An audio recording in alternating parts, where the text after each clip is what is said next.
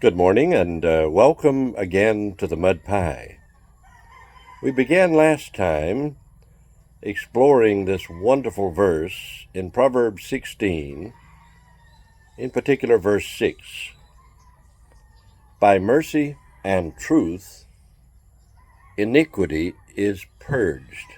That's the first clause. And by the fear of the Lord, man or men depart from evil. That's the second clause. I'd like to take up part 2 today, and I'll make it short and sweet today. We're getting ready for church, and I'd like to spend a little more time perhaps on the third of these videos. But for this morning, let me talk about, in our topic, the Holy Delima, part 2, the subject being the expiation of sin. The word is employed in connection with the bloody sacrifices of the Old Testament.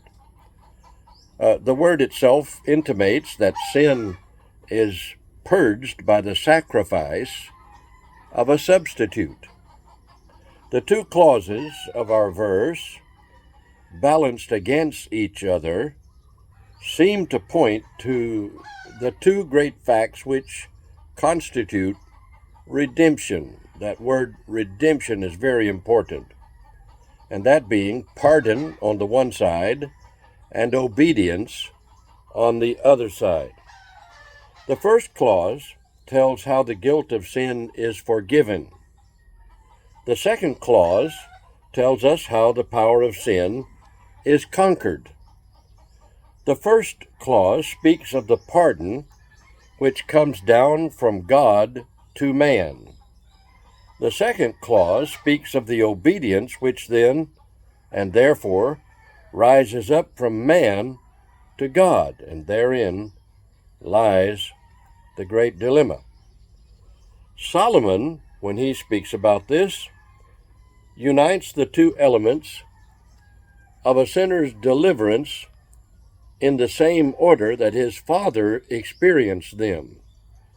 I refer to Psalm 119 and verse 166. There we read, I have hoped for thy salvation and done thy commandments.